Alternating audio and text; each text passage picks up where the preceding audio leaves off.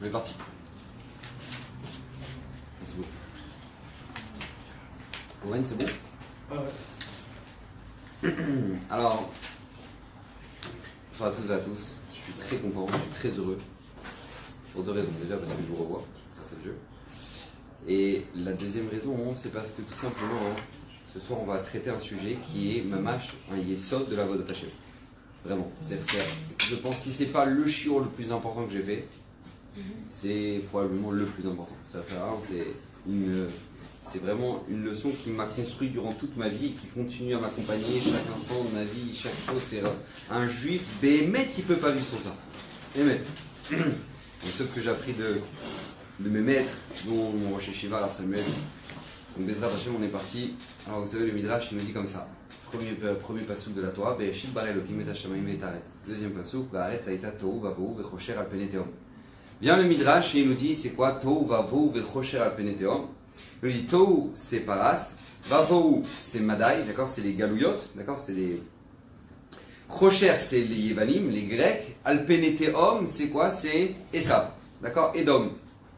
Pourquoi c'est Théom? Parce que c'est comme les abîmes, d'accord? Tu vois pas la fin, ça fait 2000 ans qu'on est en galoute, on n'en voit pas la fin, on voit pas la fin. Veruach Hashem merachefet al penei hamayim, c'est quoi? C'est Bezrat Hashem, Neimot HaMashiach, Mashiach qui arrive, Bezrat Hashem. D'accord? Très bien. Maintenant il faut savoir une chose, c'est que quand on analyse un peu le Midrash il nous dit quoi? Chosher, c'est les Yevanim, c'est les Grecs. Mais c'est un petit peu compliqué a priori. Pourquoi? Parce qu'on appelle les Yevanim, les Grecs, l'obscurité, le Chosher. Il y a un problème. Pourquoi? Parce que si on en a croisé des grands malades. J'arriverai des gens qui étaient des fous, qui ont voulu nous s'acharner contre nous, qui ont voulu nous faire la peau. On en a eu, d'accord? Dans chaque génération, comme ça on dit dans la Gada de Pessah, d'accord? Les Chol de Vardor, et ben tu sais, voilà. Ils viennent pour nous, les chalotez-nous, pour nous exterminer, donc on en a. Mais là, les Yevanim, ça paraît un petit peu compliqué. Vous savez pourquoi? Parce que tout simplement, a priori, ils ont amené pas mal dans le monde. C'est-à-dire de dire qu'ils sont l'obscurité. C'est-à-dire, a priori, ils ont amené pas mal dans le monde. C'est-à-dire qu'ils ont amené quand même la culture, la démocratie, l'architecture. C'est-à-dire que ça n'a rien à voir avec Achashverosh.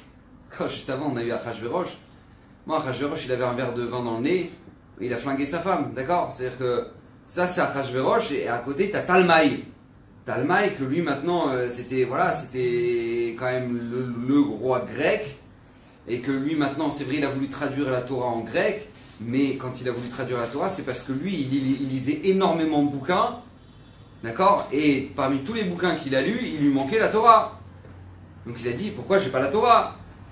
Donc il avait une recherche culturelle quelque part. Et nous, malgré tout, malheureusement, qu'est-ce qui se passe? Le 10 Tevet, le jour où ça a été traduit, on jeûne. Pourquoi on jeûne? Parce qu'il y a eu 3 jours d'obscurité dans le monde. Parce que la Torah a été traduite en grec. Donc nous, il faut qu'on essaye de comprendre. Parce que en plus c'est tellement fort, c'est-à-dire que c'était une galoute très spéciale, la galoute de Yavan.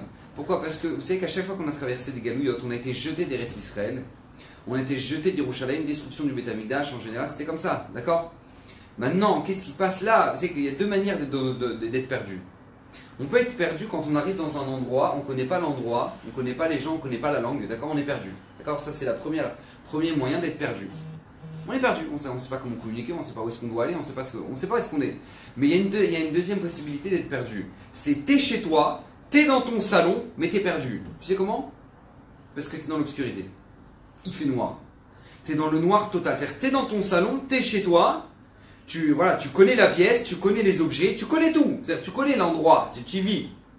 Mais malgré tout, il n'y a pas de lumière, t'es perdu. Tu sais pas où est-ce qu'elles sont les choses, t'arrives pas, tu te sens perdu. Ça, c'est la différence entre les Yevanim et les autres peuples. Parce que les autres peuples, ils nous ont attaqués.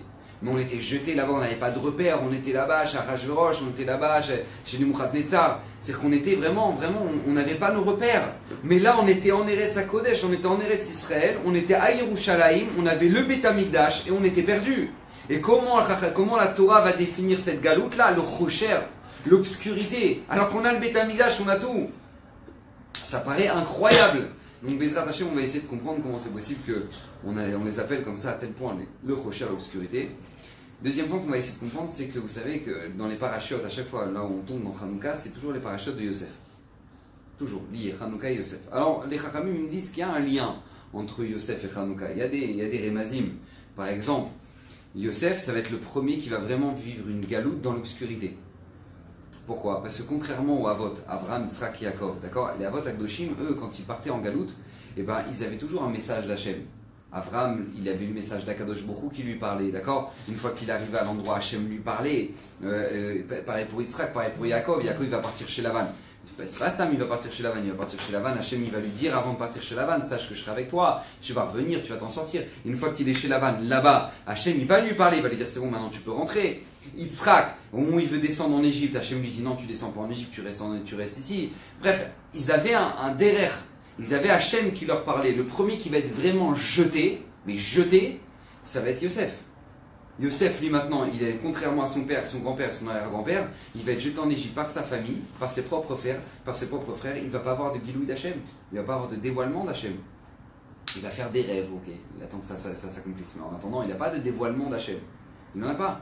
D'accord. Donc lui, il va vraiment être dans l'obscurité totale. Donc vous savez qu'on lit dans l'Ananissim, on dit Rabim Bead Meatim. Bead Meatim. On lit Akadosh Baruch Hu, il a donné le nombre, ceux qui étaient nombreux, les Yevanim, dans les mains de ceux qui étaient peu nombreux, les Hashmonaïm. Mais ça aussi, c'est une allusion à Yosef. Pourquoi? Parce que lui, il était seul. Et il y en a qui ont essayé de l'attaquer, d'accord? Il y a ses frères qui l'ont vendu, qui ont essayé de le tuer, qui l'ont vendu. Après, quand il arrive en Égypte, il y a la femme de Potiphar. Et ensuite, on continue avec le Sarah Ophim, le maître échanson, que maintenant, le maître Panché, que lui, maintenant, il n'a rien à faire de Yosef alors qu'il lui demande aide-moi. D'accord? C'est-à-dire qu'il en a eu des gens qui étaient contre lui. D'accord? Donc c'est Rabim Be'ad Me'atim, mais on voit que qu'est-ce qui se passe? Baruch Hashem, c'est Yosef qui s'en est sorti, il va venir vice-roi d'Égypte. Tmeim Be'ad Théorim, les gens tamés vont tomber dans les mains de ceux qui sont Théorim, qui c'est encore une fois l'allusion à Yosef. Pourquoi? Parce que tout simplement Yosef, lui, il va y avoir la femme de Potiphar qui va s'acharner contre lui, toutes les femmes qui vont lui courir derrière, et malgré tout, Baruch Hashem, il va rester tort, il va rester pur. D'accord? Rechaim Be'ad Be'ad Tzadikim, d'accord, les Rechaim dans les mains des Tzadikim. Pourquoi? Parce que tout simplement, lui, il était confronté à Paro, d'accord, qui se prenait pour Dieu. Et lui, maintenant, qu'est-ce qui se passe? La vie de Paro, elle va dépendre de quoi? De Yosef, parce que c'est lui qui va tout gérer en Égypte. D'accord? Donc on voit que dans le Alanissim, on a des rémazim sans arrêt de quoi? Du rapport qu'il y avait entre Yosef et sa vie. D'accord? Donc c'est sûr qu'il y a un lien. Mais Bezrat Hashem, on va essayer de comprendre ce soir quel est le lien en profondeur, de vraiment comprendre qu'est-ce qu'on peut en apprendre de Hanouka et de Yosef Bezrat Hashem. Alors écoutez bien, ce que je vais vous dire ce soir, c'est essentiel. C'est vraiment un point qui est essentiel pour votre vie. On ne peut pas vivre sans ça. Pachout, un juif ne peut pas vivre. Yefchar. Tu ne peux pas comprendre comment la vie elle s'aborde. Avotay Adam Arishon, il était au Gan Eden. Je résume, du résumé, je crois que je l'avais déjà dit une fois, mais c'est pas grave, ça fait toujours bien de réviser parce que si ça fait du bien, donc ça vous fait du bien aussi. Donc maintenant, Adam Arishon, il était dans le Gan Eden. Adam Arishon était dans le Gan Eden. Maintenant, le Gan Eden, je vous résume. Gan Eden, c'est l'endroit où il n'y a qu'Hachem. Le Gan Eden, c'est un endroit où il n'y a qu'Hachem. Maintenant, lui, dans le Gan Eden, il devait faire la volonté d'Hachem. Mais dans le Gan Eden, au lieu de faire la volonté d'Hachem, qu'est-ce qu'il va faire? Il va faire une abstraction d'Hachem. Pourquoi? Parce qu'il va écouter le serpent, il va manquer de Emouna envers Hachem, il va écouter le serpent au lieu d'écouter Hachem. Donc il va faire une abstraction d'Hachem. Cette faute-là, d'avoir fait une abstraction d'Hachem, un oubli d'Hachem, effacer Hachem dans un endroit où il n'y a qu'Hachem, la kapara, ça va être quoi? Écoutez bien, logique, Mida Keneged Mida, on va descendre dans un monde où Hachem est absent. C'est-à-dire que quelqu'un, il peut commencer sa vie, il peut terminer sa vie en disant il n'y a pas Dieu. Donc on va rentrer dans un monde où maintenant il n'y a pas Dieu, Hachem est absent, il est caché. Et tout notre devoir à nous, c'est de faire des actions qui a priori nous donnent l'impression que voilà, le résultat dépend de nous, tout le résultat vient de nous, et avoir la émouna que le résultat dépend uniquement d'Hachem. Ça va être la kapara. Puisque Adam Arishon était dans un monde où il n'y avait qu'Hachem, et là-bas il a fait une abstraction d'Hachem, donc on va être dans un monde, pour acheter cette faute-là, dans un monde où il n'y a pas Hachem, et tout notre devoir, ça va être quoi, tout simplement? Chercher Hachem et faire exister Hachem à travers nos propres actions. C'est-à-dire que tu aurais toutes les raisons de dire, attendez, c'est ma parnassa, c'est moi qui travaille. Et là, justement, ça va être la Nisayon. Est-ce que tu vas comprendre que toute ta parnassa dépend d'Hachem? Ça va être l'épreuve. Ça, c'est. Gil Ben Ishraï donne un exemple, mais tellement nifla. Le Ben Ishraï extraordinaire. Gil Ben Ishraï, par exemple, il y avait un homme, il était dans la forêt. Tov, il marche dans la forêt, il fait une petite balade avec sa canne, tranquillou. Maintenant, qu'est-ce qui se passe? Il voit en face de lui un ours. un ours. Top. Il voit l'ours en face de lui, là il commence à paniquer, d'accord, parce qu'un ours, c'est carnivore. Donc là, il dit, bon. Alors il prend sa canne, et là à ce moment-là il pointe l'ours. Il se dit peut-être que l'ours il a déjà vu ce geste. Genre le chasseur qui est en train de faire comme ça, il dit je vais me prendre une balle, c'est pas bon, il va partir, d'accord. Donc lui il prend sa canne, il dit peut-être que ça là. Donc il prend sa canne, il fait comme ça, et à ce moment-là il fait. Et au moment où il fait ça, l'ours tombe, meurt. Il regarde sa canne. De folie. Ah, c'est de la canne de folie ça. Dis le Ben Ishraï, mais dis-moi, tu vas bien dans ta tête? Mais ça va ou quoi? Je crois franchement que c'est ta canne qui a tué l'ours. Il y avait un chasseur, il était là, tu l'as pas vu, il est en haut dans le rocher là-bas. Il a vu la situation, et au moment où il t'a vu faire ça, il a tiré. À Bota, il dit le Ben Ishraï, ça, c'est toute la vie. Ça, c'est toute la vie. Tu fais des actions, tu as l'impression que c'est toi qui le fais, mais sache que le résultat ne dépend pas du tout de toi. Il dépend uniquement d'Hachem. Uniquement d'Hachem. C'est-à-dire qu'il y a des tzadikim qui étaient tellement clairs là-dessus. Je donne un exemple, je le donne tout le temps, mais j'adore cette histoire. Le Rav de Brisk, il était chez lui, il était en train d'étudier la Torah. Tranquillou, il étudiait la Torah. Bon, Hachem, sa femme, elle arrive. Elle lui dit, excuse-moi mon mari, désolé, mais la chèvre, elle a quitté l'enclos. Il faut aller chercher la chèvre, on n'a pas de lait, sinon il faut aller chercher la chèvre. Top. Alors le Rav de Brisk, d'accord, hiver à Brisk, d'accord, moins 30, je sais pas combien. Donc lui maintenant il commence à mettre ses bottes, il met son écharpe, il met ses gants, il met son chapeau, il met bien un truc, son manteau, tac, il s'apprête à sortir et à ce moment-là, tac, il fait un sprint autour de la table. La table du salon, il commence à courir, tac, tac, tac, tac, tac, tac, tac, tac, tac, tac, il court. Une fois qu'il est bien fatigué, il enlève son manteau, il enlève ses bottes, il enlève son écharpe, il enlève ses gants, il pose son chapeau, il s'assoit, il étudie. Là, la rabbinite a dit temps mort, j'ai pas compris. Qu'est-ce qui s'est passé là? On parlait d'une chèvre, elle est où?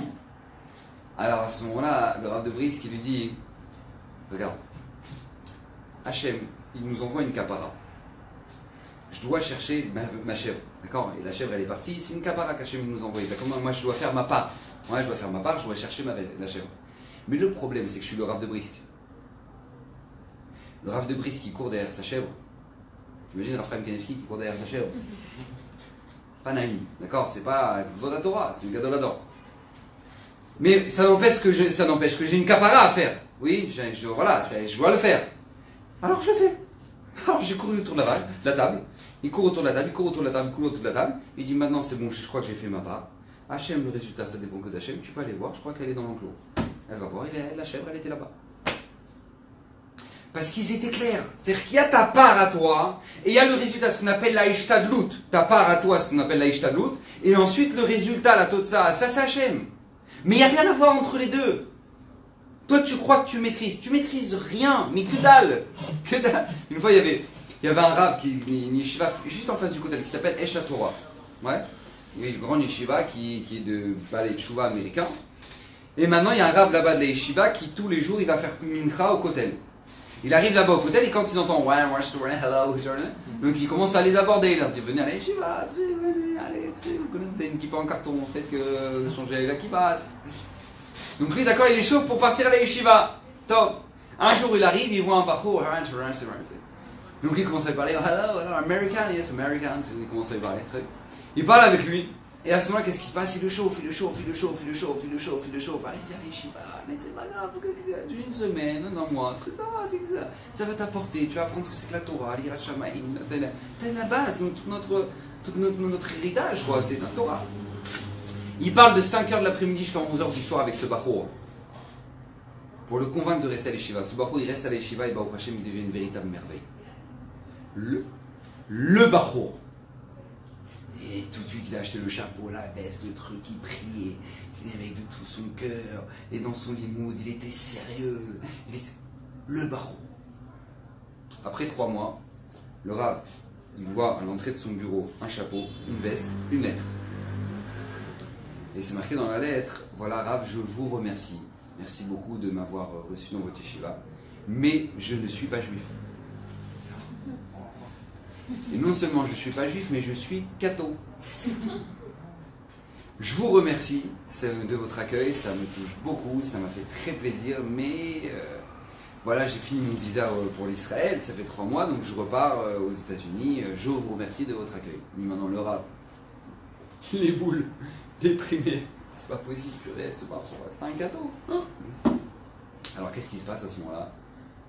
1 an plus tard, il reçoit Baruch Hashem à la Yeshiva, une voutsad américain, de jeunes Bachurim américains, qui avait l'air très éloigné de la Torah. Et il reçoit les Shiva. On m'a dit de vous s'adresser à vous, Rav, d'accord, pas de problème. On voudrait faire rester un petit peu à la Yeshiva, faire une petite période à la Yeshiva, pas de problème. Les Simcha, d'où vous venez, qu'est-ce qui vous a envoyé? Quel Simcha? Il dit, bah voilà, nous on vient d'une université aux États-Unis. Et il y a dans nos cursus de l'étude, il y a option religion. Option religion. Alors, nous on est des juifs, mais très très très loin. Donc nous maintenant, option religieuse, on se dit, pourquoi pas la religion, quelle religion? Il y avait le curé à côté, c'était un jeune. On s'est dit, pourquoi pas, on va parler un petit peu, il va nous faire des cours. Voilà, option religion, on va recevoir des notes en plus, ça va élever la moyenne. Pourquoi pas? Donc on est parti voir ce curé. On est parti voir le curé. On est parti le voir, il nous a dit, mais vous êtes juif? On a dit oui. Avec Moshe Benamou, truc, pas possible. Steve Benamou, ça ne fait pas. Donc lui, qu'est-ce qui se passe? Il dit, vous êtes juif? Il dit, oui. Il dit, vous êtes juif, mais je connais un endroit merveilleux pour vous. Je suis resté là-bas quelques mois, ça m'a fait plaisir, c'était bien, ils m'ont accueilli de manière extraordinaire. C'est une yeshiva en face du kotel. Le curé qui leur dit ça. Et il les envoie à la yeshiva. Alors, il n'y a rien à voir entre ce que toi tu fais et le résultat. Toi tu fais ta part. Le résultat ne dépend pas de toi. Il faut que ce soit clair. Le résultat ne dépend pas de toi. Ça, c'est une règle qui est une règle fondamentale dans la Parnassa. Dans la Parnassa, c'est une règle qui est fondamentale. Vous savez qu'Akadosh Baruch Hu nous a donné la manne. Ouais, dans le désert, pendant 40 ans. Il nous a donné la manne. Maintenant, quand il a fini de nous donner la manne, avant de rentrer en Eretz Israël, Akadosh Baruch Hu dit à Moshe Rabbeinu, prends un flacon, c'est un kéli, et mets de la manne dedans, et rentre-le dans le Kodesh HaKodashim. Pourquoi? Pour toutes les futures générations.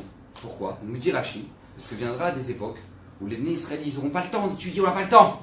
L'université, on a les cours, on a les trucs, on a le travail, on n'a pas le temps. Pas le temps. Donc vient le Navi, il rentre dans le Kodesh, dans l'étral du Beth Amikdash, il prend à ce moment-là cette fiole-là, il montre à tout l'Am Israël, regardez, Hachem a nourri pendant 40 ans l'Am Israël dans le désert, de quoi vous avez peur? Qu'est-ce que vous craignez? Top, très bien, incroyable. Donc maintenant, qu'est-ce qui se passe? Voilà, la manne, on a reçu la manne pendant 40 ans, donc on continue.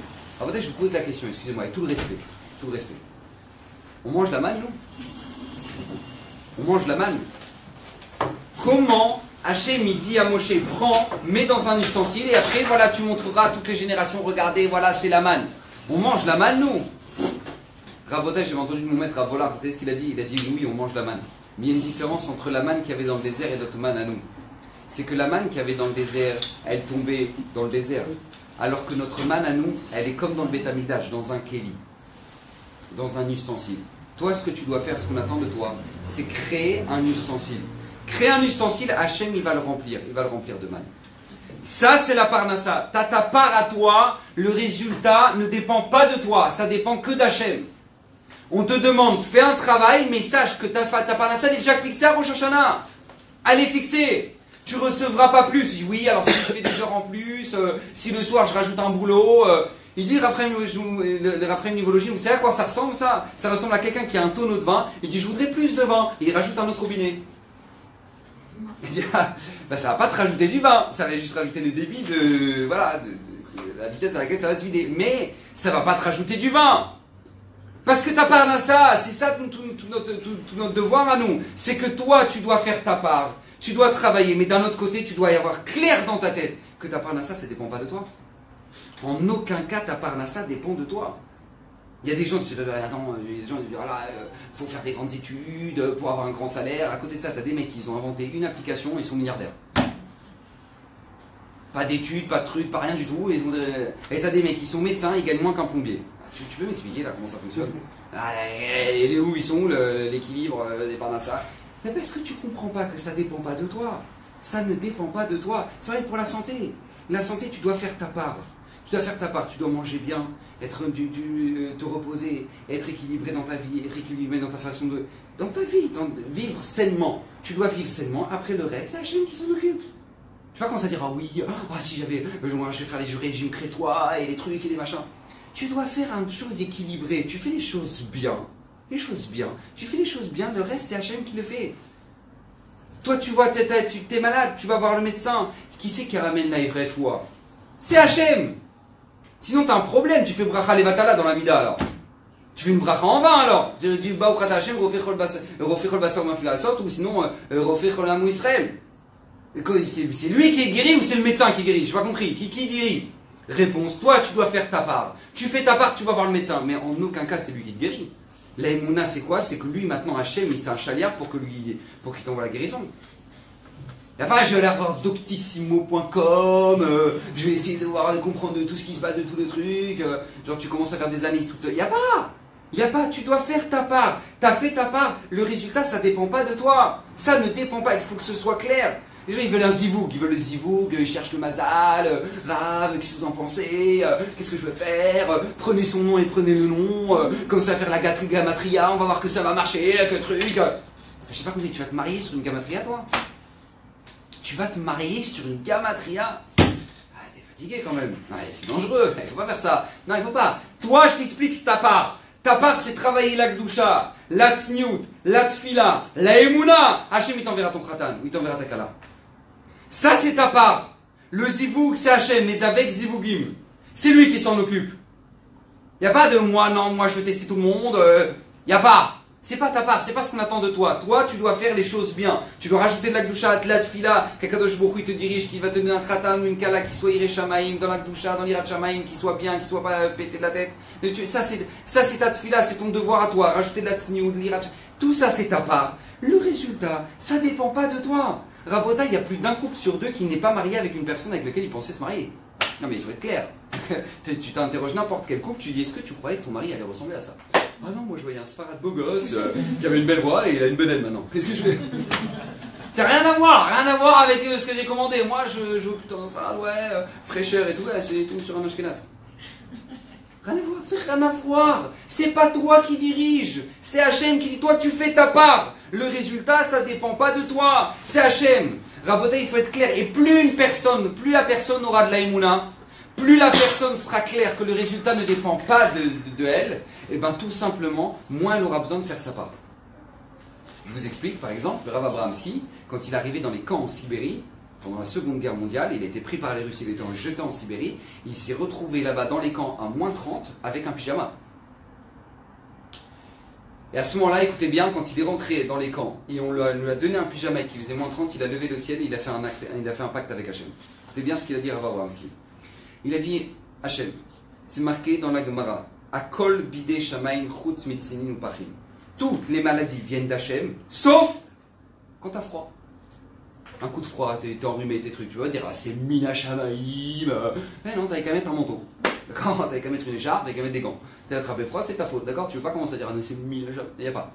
D'accord? La Gemara te dit, Akol bide shamaim, toutes les maladies, c'est mina shamaim, c'est Hachem qui les envoie. Chutz mitzinin upachim. C'est-à-dire, quand t'as froid, c'est ta faute à toi. Rav Abrahamski lève les yeux au ciel, il dit à Kadosh Baruch Hu, c'est marqué dans la Gemara, Kol bidei shamayim chutz mitzinin pachim.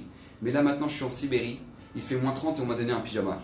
Donc même ça, ça dépend pas de moi, ça dépend que de toi. À Kol bidei shamayim maintenant. Rav Abrahamski il est sorti des camps de Sibérie, il a dit je ne suis jamais tombé malade de froid.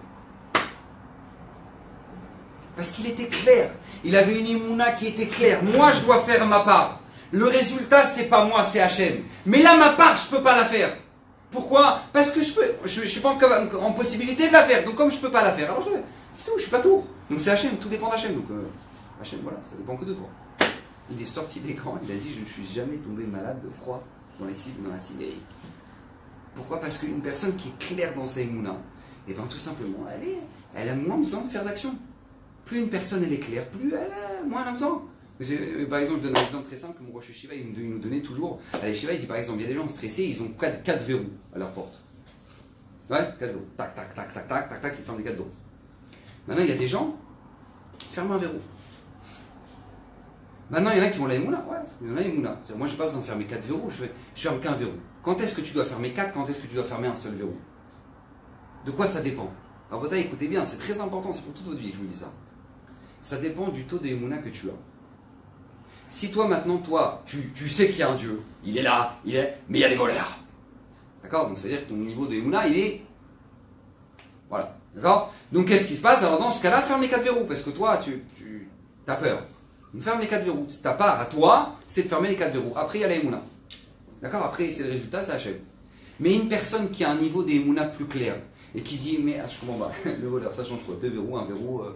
Si Hachem il doit rentrer, si maintenant je dois avoir une capara et que maintenant on doit me voler, ça change quoi? Un verrou, 2 verrous, ça change quoi? Ça change quelque chose? Ça change rien, ouais. Si tu dois avoir une capara et que des choses qui doivent être volées, ça change rien que le nombre de verrous que j'ai à ma porte. Ça change rien. Donc il ferme qu'un verrou, il fait sa part, voilà, un seul verrou. Il a fermé un verrou. Il a fait sa part.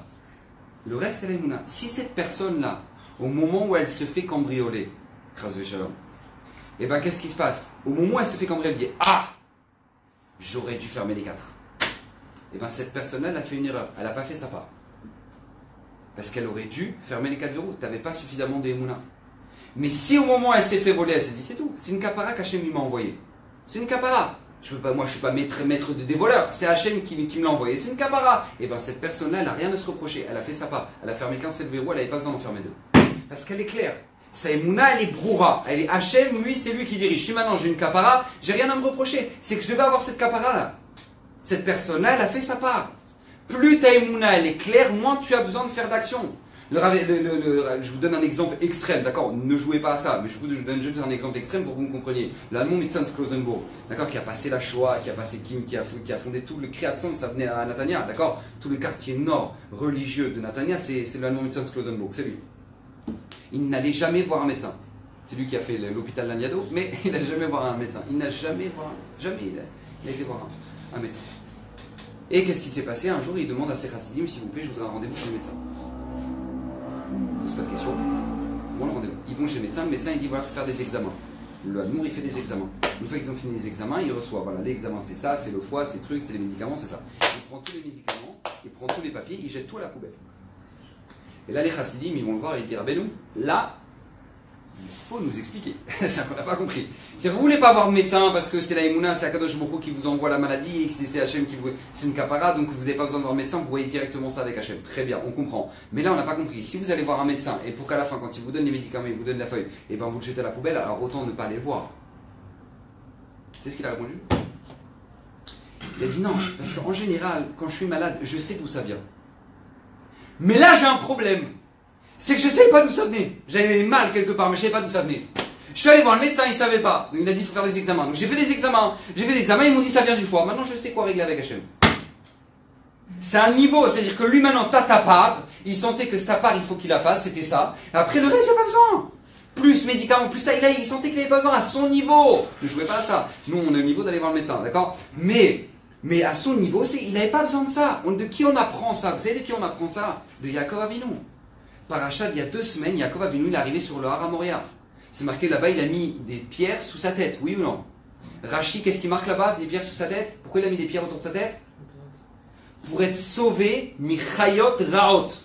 Pour être sauvé des lions, des ours et des... J'ai pas compris. Genre le lion, maintenant, il a un problème, genre. Attends, il a mis des pierres autour de sa tête. Comment je vais le croquer maintenant? Je ne sais plus gérer là, il a des pierres autour de sa tête. J'ai pas compris. C'est quoi ce truc-là? Rabotai, la réponse c'est quoi? C'est qu'au niveau de Yaakov Avinu, il n'avait pas besoin de faire plus. Il doit se garder, il a un devoir de se garder, mais à son niveau de Emouna, il n'avait pas besoin de faire plus que de mettre des pierres autour de sa tête. C'est tout. Parce qu'il dit, Hachem, il est là, maintenant je dois faire ma part. Alors je mets des pierres, ça me protège. Mais plus que ça, il n'avait pas besoin. Parce qu'au niveau de Yaakov, c'était une Emouna qui était tellement claire, il sentait qu'elle... Les rabotailles, une personne qui a un grand niveau de Emouna et qui fait trop sa part, il va payer pour ça. Parce qu'au niveau de ta Emouna, tu n'as pas besoin de faire tout ce que tu fais. Par exemple, je donne un exemple dans la Parnassa, la Gemara donne un exemple dans la Parnassa. Elle dit que Resh Lakish, il avait un Melamed Tinokot, il avait un prof qui était moré, qui était enseignant de ses enfants. Un jour, il vient pas. Bon, ça arrive, il est malade. 2 jours, il vient pas. 3 jours, il vient pas. 4e jour, il revient. Si t'étais où? Il dit, je suis obligé de faire ma parnassa pour toute l'année. C'est-à-dire, je suis Melamed Tinokot, je prends pas d'argent et Je suis obligé de faire ma parnassa pour toute l'année. Et écoutez bien la main. Et j'ai reçu en héritage une vigne de mes parents. Une vigne. Et voilà, donc le premier jour, j'ai cueilli de ma vigne 300 grappes. Je ne sais pas si vous imaginez un petit peu, on ne peut pas s'imaginer une vigne de 300 grappes. Le premier jour, 300 grappes. Le deuxième jour, 300 grappes. Le troisième jour, 300 grappes. Pour faire du vin. C'est ma parnassa. Donc une vigne de 900 grappes. Ok. Maintenant, qu'est-ce qui se passe? Il dit, le premier jour, avec les 300 grappes, j'ai fait 300 tonneaux. 300 tonneaux. Le deuxième jour, j'ai fait 150 tonneaux avec les 300 autres grappes. Le troisième jour, j'ai juste fait 100 tonneaux avec les 300 dernières grappes. Resh Lakish, il le regarde, il dit, tu vois pas qu'Hachem est en train de te punir? Il dit, bah oui. Tu vois pas que ça va en décroissant là? 300, 150, 100, tu vois pas que... Il dit, parce que toi, tu aurais dû arrêter. 300 tonneaux, 300 grappes, tu aurais dû arrêter, tu aurais dû venir le surlendemain. Tu as continué, tu as voulu encore faire des tonneaux, 150 grappes, tu as perdu la bracha. Tu as continué le troisième jour, ouais, et ben tu vois, tu as fait 100 tonneaux avec 300 grappes. Parce que à ton niveau, il dit Resh Lakish, à ton niveau de Emouna, faire trop d'efforts pour la parnassa, ça t'enlève la bracha. Parce que tu es tellement clair dans ta parnassa que c'est Hachem qui l'envoie, si tu en fais trop, tu perds. La preuve, Yosef Hatzadik. Yosef Hatzadik, il va faire 10 ans de prison. Il va dire au maître et chanson à qui il va interpréter les rêves. Parashat HaShavua. À qui il va interpréter les rêves, il va lui dire quoi? Kizechartani vizkartani. Tu te souviendras de moi et tu me feras rappeler à Paro. Hachem, il a dit 2 mots. 2 mots, ça c'est trop pour toi, Yosef. C'est-à-dire que tu mets ta confiance en un goy, en lui là, en le maître panetier, tu mets ta confiance en lui. 2 mots. Tu as dit rappelle-toi de moi et rappelle-moi au nom de Paro, auprès de Paro. 2 mots, 2 ans de prison. Parce qu'à ton niveau, Yosef, tu aurais juste dû dire Kizechartani. Rappelle-toi de moi. Pas Vizkartani. Ça c'était en trop. En trop, 2 ans de prison. C'est au niveau de Yosef. Je vous donne des cas extrêmes parce que c'est le niveau de Yosef. Mais encore une fois, à partir du moment où tu en fais trop alors que ta émouna elle est suffisamment claire, la personne elle paye. La personne elle paye parce que tu n'as pas besoin de faire tout ça. Rabotai, pourquoi c'est un yesod pour la vie ça? Pourquoi c'est vraiment quelque chose qui est fondamental pour votre vie? Parce que je peux vous assurer qu'actuellement, s'il y a il y a plus d'un Français sur 2 qui est sous antidépresseur, pour vous donner une petite notion, ça veut dire que tu marches dans la rue en France, ouais, c'est-à-dire que tu as Benoît et Francis. Il y a un des 2 qui est sous antidépresseur. D'accord, c'est pour te donner une...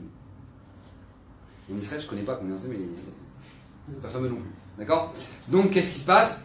Si maintenant on est dans une génération comme ça, de dépressifs, stressés, angoissés, ouais, c'est là, on dirait que c'est une mission dans une génération comme ça, de dépressifs, stressés, angoissés. Allez, on va essayer d'être dépressifs, stressés, angoissés. Maintenant, qu'est-ce qui se passe? Si on est tombé dans une telle génération, c'est parce que tout simplement les gens n'ont pas ce yesod. Ce qu'on vient d'expliquer. Ils ne le connaissent pas. Donc ils sont persuadés que le résultat dépend de eux. Mais en général, quand tu te prends pour le bon Dieu, Hachem il te rappelle qui c'est le patron. Ah oui, c'est comme ça, d'accord? Donc lui maintenant, qu'est-ce qui se passe? Donc toi, tu crois que ta parnassa elle vient de toi. Non, tu dis, attends, je crois, j'ai fait 8 ans d'études. Et je finis pas dans le domaine dans lequel j'ai fait des études. Eh ben oui. Pokertov. Pourquoi? Parce que tout simplement, il n'y a rien à voir entre ta part à toi et le résultat. La parnassa, c'est Hachem qui l'envoie. Maintenant, toi, tu as fait ta part, tu as créé ton ustensile. Kol hakavod lecha. C'est qu'il y a à peu près 80% des gens qui ont fait qui travaillent dans un autre domaine que dans le domaine dans lequel ils ont fait leurs études. On parle de 80%. C'est-à-dire quoi? Du coup, tu as 80% de déprimés? Parce que je dis, ouais, c'est parce que je voulais, je me voyais une autre chose, moi je visais plutôt ça dans ma branche, mais là je vois que j'ai été complètement débranché. Et oui, Baba, parce que il y a un patron sur Terre, oui, c'est oui, t'as fait ta part, Todarabah, super, on te serre la pince. Maintenant le résultat, c'est Hachem. Ta parnassa, c'est Hachem. Ce n'est pas toi maintenant tu dois faire. J'interroge la plupart des gens ici là maintenant. Il y a 5 ans, vous croyez que vous étiez en Eretz? Ici en Eretz? croyez franchement que vous serez un jour ici? Vous étiez à Paris, vous voyez vos études, alors projet, métro boulot dodo. Et là, tu t'es retrouvé jeté à Ashdod. Tu croyais franchement que tu allais être là? Pas du tout. Ah, c'est bizarre ça. Pourquoi? Parce que tu as compris qu'il y a un Dieu sur terre. C'est lui qui dirige. C'est lui qui dirige. Toi, maintenant, tu fais ta part. Mais le résultat, c'est pas toi. C'est pas toi. Ils ont fait des études de je sais pas quoi, ils sont tapés, ils ont fait des trucs, ils arrivent ici, ils font du télémarketing. Il y a des gens, ils n'ont rien fait comme études, ils arrivent ici, ils disent « Oh, qu'est-ce que t'en penses de cette idée? Ouais, on n'a qu'à le faire. Oh !» Et les mecs, maintenant, ils roulent en Porsche. Parce qu'il n'y a pas. Il n'y a pas. Toi, tu fais ta part. Hachem, c'est le résultat. Tu ne vas pas être angoissé, à être stressé, à être truc. Parce que c'est tout. Hachem, il a fixé à Rosh Hashanah. Tu dois vivre le résultat que Hachem t'envoie. Pas maintenant, tu n'es pas maître de ta vie. Tu n'es pas maître de ta vie. Quand tu auras compris ça, je peux te dire que tu pourras peut-être en arrêter les antidépresseurs. Parce que maintenant, tu comprends que là, il y a un patron qui te dirige. Maintenant, toi, tu fais ta part comme tu dois le faire. Et le résultat, c'est pas toi. C'est pas toi. Rabotaï, ça, écoutez bien, toute cette règle-là que je viens d'expliquer depuis le début du shiur, c'est dans notre vie au quotidien. Dans notre vie au quotidien, la parnasse, la santé, le couple, tout ça, c'est nous, on doit faire notre part. Le résultat, ça vient d'Hachem. Ça doit être clair. Mais attention, dans la Torah et les mitzvot, là, c'est pas pareil. Dans la Torah et les mitzvot, on attend que tu fasses le maximum de ta part. Dans le monde de la parnassa, etc., la santé, fais ta part. Hachem il t'enverra avec ça. Je vois que le Rav Shteman, il vit sur un verre de lait le soir et deux carottes le matin qu'il a mangé.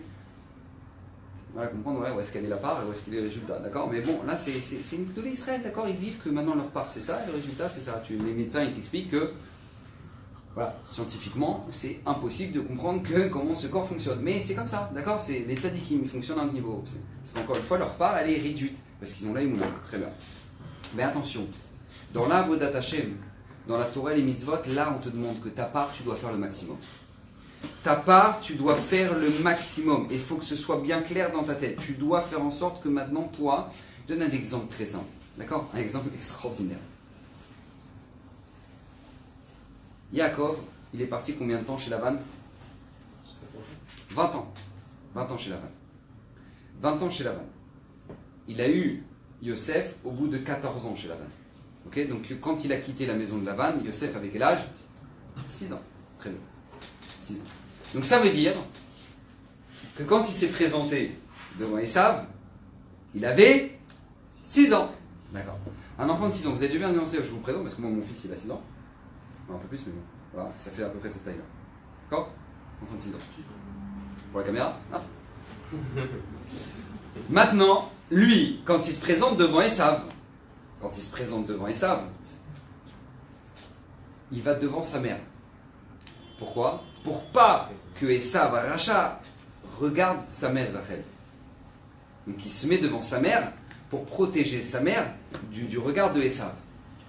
Et grâce à ça, nous dit Rashi, grâce à ça, par la semaine dernière, nous dit Rashi, il va y avoir le srout d'être protégé de l'Aïnara. D'accord? Ben Porat Yosef, Ben Porat Aléaïn. Pourquoi? Parce que tout simplement, toi, tu as empêché Esav de regarder ta mère, donc tu es protégé toi-même de l'Aïnara. Mida Ken Mida, très bien. Non. Il avait 6 ans. Rachel faisait quelle taille? C'était une naine, Rachel? Comment ça se passe? Pourtant, la Torah te dit qu'elle était belle, elle était yafa, elle était magnifique, Rachel. C'était une des plus belles femmes qu'il y a eu. Donc tu te doutes bien que Rachel faisait soit 1m70, 75, d'accord? C'était une belle femme. Un enfant de 6 ans. Il protège sa mère du regard de Esav. Comment il fait? Il fait. Il dit, moi, Hachem, il m'a demandé. Il attend de moi que je protège ma mère. C'est mon devoir, je dois faire le maximum. Le résultat ne dépend pas de moi. Moi, par contre, pour défendre ma mère, pour protéger les yeux de ma mère, je dois faire le maximum. Et là, il va, je sais pas, il a dû mettre les mains en l'air, je sais pas ce qu'il a dû faire pour protéger. Mais il a réussi. Parce que Yosef, il était clair. Quelle est ma part et quelle est la part d'Hachem? Mais dans la Torah et les mitzvot, dans le fait de protéger ma mère, ça, je dois faire le maximum. Là, un autre exemple extraordinaire, Bithia. Bithia, la fille de Paro. Elle va dans le Nil pour se convertir. Elle arrive dans le Nil pour se convertir à Botaï, écoutez bien, elle entend un bébé qui pleure dans un petit couffin, comme ça, dans un petit berceau, petit bateau comme ça, qui est en train de... D'accord, sur le Nil. Est-ce que vous savez à quelle distance elle était bitia du bébé? 10 à mode, je crois. Ah, presque. 20. Presque. 60 amot. 60 amot, je vous le convertis en mètres, ça fait 30 mètres. Bitia bat paro, elle était à 30 mètres du bébé. Je pose la question. Ça va. Rien que moi, je vais prendre le chumash là-bas, au fond. Là. Je vais essayer de tendre la main. Hé! Hé! Datslacha. Bitia bat paro, elle est à 30 mètres du gosse. Qu'est-ce que tu tends la main, Bichlal? Qu'est-ce que tu tends la main? Il est à 30 mètres, le gosse. Il est à 30 mètres. Tu tends la main. Alors, vous avez écouté bien. Bitia Bat Paro, elle savait qu'elle doit faire le maximum. Elle a eu l'eau jusqu'au cou. Elle a tendu la main. Elle a dit, moi, c'est ce que je dois faire. Hachem, il attend de moi que je fasse le maximum pour sauver cet enfant. Je dois faire le maximum. Le résultat, c'est pas mon problème. Moi, je dois faire le maximum. Elle a allé de l'eau jusqu'à la gorge. Elle a tendu sa main. Hachem, il a mis une main de 30 mètres. Parce que tu as fait ta part. Dans la Torah et les mitzvot, ta part, tu dois la faire au maximum. Au maximum, Rabotai. C'est tellement clair que c'est même une mitzvah de la Torah. Vous savez qu'on a une mitzvah incroyable qui s'appelle la mitzvah de Souka. Souka, c'est en souvenir de quoi? La Souka. Machloket, Rabbi Akiva, Rabbi Elazar, ouais. Ou c'est en souvenir des soukot qu'on avait dans le désert, vraiment des vrais soukot. Ou c'est en souvenir des anané kavod. Des nuées de gloire. Ok. Maintenant, selon la vie, que c'est des nuées de gloire. Je sais pas compris. Tu fais une petite cabane au fond de ton jardin, ça. Tac, tac, tac, tac. T'as mis ton bambou. Voilà, ça, c'est en souvenir des nuées de gloire. C'est ce que c'était que les nuées de gloire. C'est ce que c'était que l'anané kavod dans le désert. L'anané kavod, ça repassait les habits, ça les lavait avec Homo Micro qui lave plus blanc que blanc. D'accord? C'est-à-dire ton habit, il était nickel, il était propre, il grandissait avec toi. Ça, c'était l'anané kavod. C'est-à-dire qu'avant de faire la shrita à un animal, vous savez ce qu'ils faisaient? Qu'est-ce qu'ils faisaient avant de faire la shrita à un animal? Ils emmenaient l'animal dans l'anané kavod et ils voyaient par scanner l'IRM, la première IRM, Rabotai, c'était dans l'anané kavod. C'est-à-dire qu'ils regardaient tous les membres comme ça. Ah, non, il y a un défaut, c'est bon, passez là. Hop, on prend une autre. Ah, ça là est bonne. C'est-à-dire tu passais la vache dans l'anané kavod, tu voyais tout le corps de la vache à l'intérieur pour pas faire baltachrit, pour pas lui faire la shrita pour rien. Ça, c'était l'anané kavod. C'est-à-dire que aucun. Les goïms ne pouvaient pas atteindre le Ham Israël, ne pouvaient pas toucher le Ham Israël pour faire l'anané kavod. Yitro, quand il est arrivé, nous dit Midrash, il a dû balancer une flèche qui, par miracle, a traversé l'anané kavod pour avertir Moshe que Moshe, regarde, j'arrive. Sinon, il ne pouvait pas rentrer. Il ne pouvait pas rentrer. Ça, c'est maintenant, tu m'expliques comment ta cabane, elle est en souvenir d'anané kavod. C'est-à-dire, t'as mis ton bambou. Tu as fait tes 3 clous chez le roi Merlin et tu as fait la kavod. Rabotai, la réponse c'est quoi? C'est qu'Akadosh Baruch Hu, il attend de toi que tu fasses le maximum. Tu as fait le maximum, tu as construit ta souka, tu as fait une belle souka, la shrina elle va descendre dans ta souka. Et que c'est Halacha Mefureshet dans le Shulchan Aruch qu'une personne qui prend maintenant un morceau du skar, un morceau du toit de la souka pour commencer à se curer les dents, ouais, cette personne-là elle est ouvert le lave de Meïla. Meïla, c'est comme si tu as pris un korban du Beth Amikdash et tu l'as utilisé à des fins personnelles.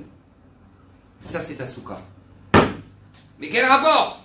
Tu as fait ta part. Tu as fait au maximum, tu as fait ce que tu pouvais. Kol hakavod lecha, Hachem sera là.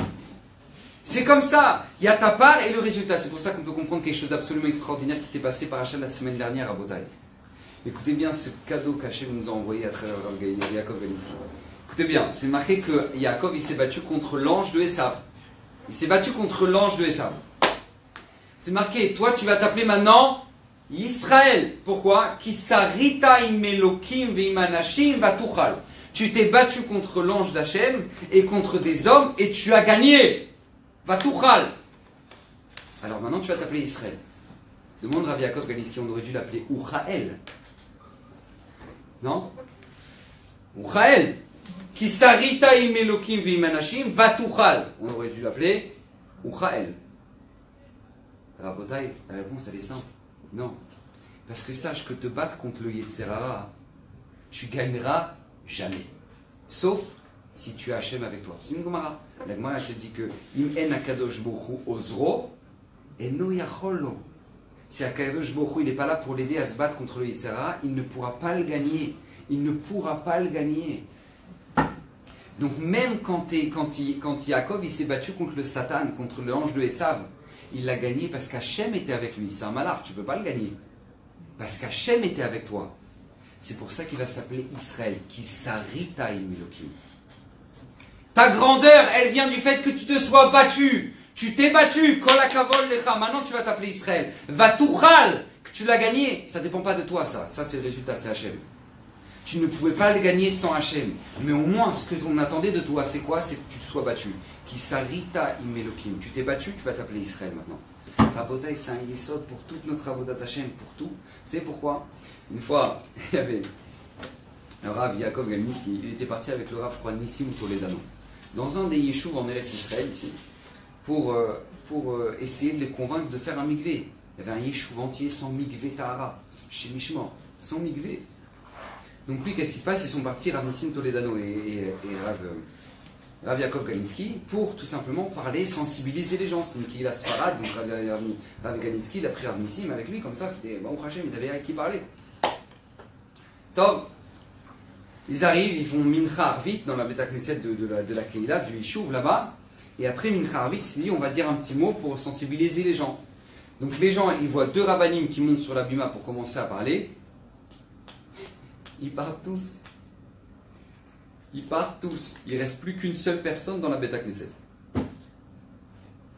À ce moment-là, Rav Galinsky, il regarde Rav Toledano, il lui dit, qu'est-ce qu'on fait? Bah, c'est pas la peine. Il y a une seule personne. Alors Rav Toledano, il dit, moi je sais juste une règle. C'est qu'une ambulance, on la sort même pour une seule personne. Donc on parle. Alors il commence à parler. Donc là, Rav Galinsky commence à parler avec tout son cœur. Rav Galinsky, il parle. Et voilà, il y avait le monsieur qui était là, ils ont parlé, chacun à leur tour. Et là, voilà, le monsieur, il lui serre la main. Merci beaucoup. Ils sortent de la Beta Knesset. Il y a une femme qui les attend à la sortie. Cette femme-là, elle dit au Rabbanim, elle dit, vous saviez pas, mais j'étais dans les Ezrat Nashim. Et j'ai entendu ce que vous avez dit. J'ai de l'argent, Baruch Hashem. Alors je prends sur moi le mikvé. Je prends sur moi le mikvé. Pourquoi? Parce que tout simplement, ça doit être clair chez toi. Il y a ta part et il y a le résultat. Ça n'a rien à voir. Toi, tu dois faire ta part. Le résultat, c'est Hachem. Ta part, elle doit être claire. Une fois que tu as fait ta part comme il faut, alors Akadosh Baruch Hu répondra présent. Tu n'as pas fait ta part, Hachem ne peut pas être là. Hachem ne peut pas être là. Vous savez qui c'est qui ont compris ça? Matityahu ben Yochanan Kohen Gadol. La semaine prochaine, c'est Hanouka. Matityahu ben Yochanan Kohen Gadol, il est sorti seul avec ses 5 fils contre le plus grand empire du monde, qui était les Grecs.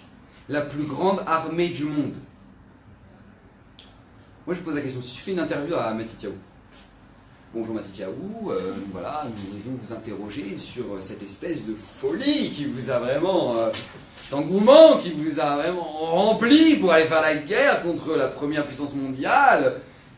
On aimerait avoir des explications, est-ce que ce ne serait pas un petit peu suicidaire, par hasard? Parce qu'avec vos 5 enfants quand même, d'accord? Donc, c'est ce qu'il va répondre Matityahu ben Yochanan.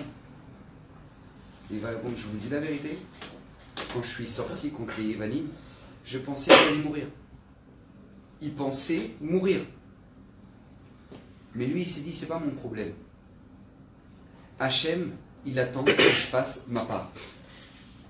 Le résultat, c'est pas de moi. Le résultat, c'est d'Hachem. Moi, je dois faire ma part. Ma part, c'est que je ne peux pas laisser que sur l'autel du Beth Amikdash, ils sont en train d'être macrives des cochons. Ça, je peux pas. Donc maintenant, moi, je pars en guerre. Je meurs, mais j'ai fait ma part. Matityahu ben Yochanan Kohen Gadol, il va sortir avec ses enfants, avec une gloutza de quelques centaines d'hommes. Contre les Yévanim, il va tous les gagner. Parce qu'il savait que le résultat, ça ne dépend pas de lui. Mais lui, au moins, il a fait sa part. Lui, au moins, il a fait sa part. C'est pour ça qu'en fait, maintenant, on va pouvoir répondre à toutes les questions. Vous savez, les Yévanim, ils sont appelés les Grecs. Ils sont appelés l'obscurité, Rocher par la Torah. Vous savez pourquoi ils sont appelés Rocher? Parce que cet esprit-là que je viens de vous apprendre, c'est comme ça qu'un juif y réfléchit. Mais quand tu regardes comment dans notre génération les gens réfléchissent, tu comprends qu'ils sont vraiment dans l'obscurité. Parce que C'est quoi un grec? Un grec, c'est quelqu'un qui dit, voilà, moi j'ai des biceps, je suis costaud, je suis un guerrier, et ben je vais gagner. Ça, c'est un grec. C'est plus j'ai 1 centimètre de tour de biceps, plus ça monte ma force. Ça, c'est un grec. Viennent les juifs, ils disent aucun rapport. Ah non, mais là, aucun rapport. Pas du tout, ça n'a rien à voir, c'est vrai. Nous, on doit faire notre part, Hachem, il fait le reste. C'est-à-dire, c'est des abrichim. C'est-à-dire, Matitio Ben Yochanan Kohen Gadol, il faisait pas de la musclette. Hein. C'est-à-dire que lui, il était là, il étudiait du matin au soir, c'est-à-dire qu'ils sont sortis avec des couteaux de cuisine. Faire la guerre. D'accord? C'est pas qu'ils sont sortis avec le M16 ou le truc. Il n'y avait rien de tout ça. Mais il se dit, moi, je fais ma part. Ça, c'est la clarté d'un juif, et ça, c'est le rocher des Ivalim. Un grec, il se dit, tu fais des études, tu auras une bonne parnassa. D'accord? Ah oui, forcément, si tu as fait des études, donc tu auras une bonne parnassa. Ça va de soi. Ça, c'est une réflexion grecque. Un juif te dit, désolé, mais là, aucun rapport. C'est-à-dire aucun rapport. C'est-à-dire, là, non. C'est-à-dire que toi, tu fais ta part, Hachem, il fait le reste. Notre parnassa, elle est déjà fissa Rosh Hashanah. Il y a des gens pour qui la Emouna, elle est tellement claire, comme Raphaël Kanevski. Vous savez quelle est sa part à Raphaël Kanevski par an? Parce qu'il faut faire sa part. On est obligé de faire notre part pour la parnassa. Donc on fait notre part, et Hachem, et le résultat, c'est pas mal de nous. Il dit Raphaël Kanevski, moi, Maïshtadlout, tous les ans pour la parnassa, vous savez ce que c'est, dit Raphaël Kanevski? C'est les 2 jours par an. Quand? Les 2 jours de Rosh Hashanah. Et les 2 jours de Rosh Hashanah, il ouvre des Teilim et il prie pour la parnassa. Voilà, ça c'est la part de Raphaël Kanevski. Et à côté de ça, il y a des gens qui vont se dire, attends, moi, je travaille de 8h du matin jusqu'à 9h du soir, et là je pense que j'ai laissé du créneau pour Hachem. C'est tout dépend du niveau des moulins. C'est-à-dire, c'est vrai, c'est à ton niveau, toi tu es persuadé qu'Hachem il a un problème d'envoyer la parnassa tant que tu n'as pas fait 10 heures de travail dans la journée, et bien il faut que tu les fasses, parce que tu as bloqué Hachem. Mais si toi ta émouna elle est claire, et ben tu verras que des gens qui gagnent Baruch Hashem beaucoup d'argent, qui sont au collège toute la matinée et ils ont leur business l'après-midi. Ça dépend de quoi? Ça dépend de ta émouna. Si ta émouna elle est claire, tu sais que ce qu'Hachem il t'envoie, c'est Hachem qui te l'envoie, et toi tu fais juste ta part, tu fais ta part, tant mieux, tu as fait ta part. Le résultat ne dépend pas de toi. C'est pour ça que les parachiotes de Hanouka, c'est toujours les parachiotes avec Yosef. Parce que Yosef c'était l'exemple type de ça. C'était l'exemple de celui qui a compris quelle est sa part et quelle est la part d'Hachem. Ça, c'était Yosef. Non seulement avec l'exemple que je vous ai donné tout à l'heure, avec au moment où il a voulu protéger sa mère, mais c'est pas seulement ça. Yosef, Rabotai, Yosef Hatzadik. Tu tombes dans la maison d'un Oved Avodazara. Ok, le mec qui croit en Balou et en Glouglou. D'accord? Il croit en ça, en sa statue, un truc, il leur fait des bisous. Maintenant, toi, t'arrives, tu dis oui, bon, alors Bezrat Hachem. C'est-à-dire qu'il avait le Shem Hachem Bepiv. Regardez pas, il avait le nom d'Hachem tout le temps dans sa bouche. Tu parles à un goy qui est Oved Avodazara. Il dit non, le jour du Shabbat, je suis désolé, je travaille pas. Il n'a pas de problème, Youssef. Il n'a pas, parce qu'il était clair quelle est sa part et quelle est la part d'Hachem. Résultat, Vaya Matzliach Meod. Il était Meod Matzliach, Youssef. Et il voyait qu'il avait une Atzlacha dans tout. Il a vu sa Potiphar, il a vu de ses yeux que lui, il avait une Atzlacha. Pourquoi? Il savait quelle était sa part, quelle est la part d'Hachem. Il savait qu'au moment où maintenant la femme de Potiphar, elle va essayer de le violer, elle va lui garder son habit comme preuve, pour faire un mensonge sur Yosef. Pour dire, regardez, il a essayé de me violer, vous avez vu, regardez, il a laissé son habit. Demande les Mefarshim, je comprends pas. Retourne, va chercher ton habit. Tu mets une pichenette dans le nez, tu récupères ton habit, il n'y a pas de preuve, il n'y a rien du tout. Pourquoi tu laisses ton habit? C'est très bien que tu oublies ton habit, elle te l'a arraché. Pourquoi tu lui laisses? Vous savez ce qu'il a dit Yosef? Vous savez dire Raphaël Shmulevitch. Il dit, vous savez ce qu'il a dit Yosef? Il a dit, ça c'est pas ma part, je dois pas le faire. Pourquoi? Parce que quand l'épreuve elle vient à moi, hein, alors j'ai une aide d'Hachem pour tenir face à l'épreuve. Parce que l'épreuve elle est venue vers moi. Donc là j'ai l'aide d'Hachem pour m'en sortir. Mais quand moi je rentre dans l'épreuve, c'est-à-dire je vais retourner vers elle pour récupérer mon habit, là c'est moi qui me rentre dans l'épreuve. Quand je rentre dans l'épreuve, j'ai aucune sûreté de m'en sortir. Donc Hachem il n'attend pas de ça de moi. Mais je comprends pas. Tu vas prendre pour perpète à cause de ça, à cause d'un habit. Ce n'est pas ma part. Ce n'est pas ce que je dois faire. Si c'est pas ce que je dois faire, c'est taref. Je le fais pas. Que je me prenne perpète, que je sois tué, c'est pas mon problème. Je ne me rentre pas dans l'épreuve. Ça, c'est la clarté de Yosef. Ça, c'est ce qui va diriger Matityahu Ben Yochanan Kohen Gadol. Être clair, quelle est ta part, quelle est la part d'Hachem. Être clair, savoir, clairement. où on en est. Où on en est. Et ça, c'est ce que les Yevanim, ce que les Hashmonaïm ont su faire.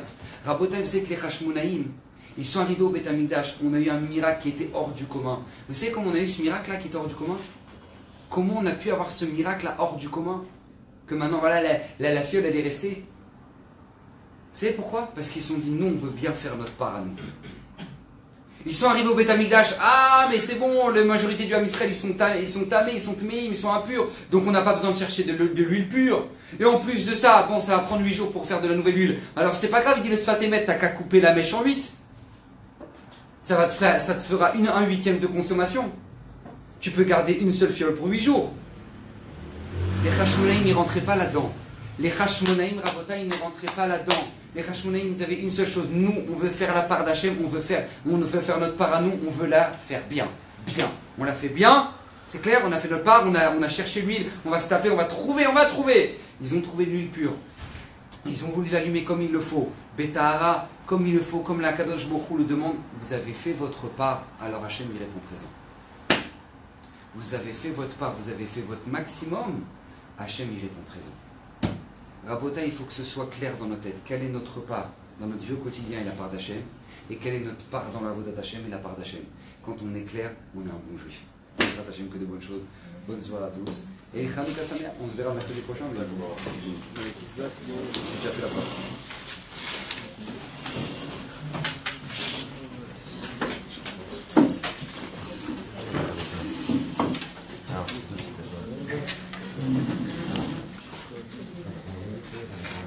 N'oubliez pas de partager au maximum cette vidéo. Merci à tous.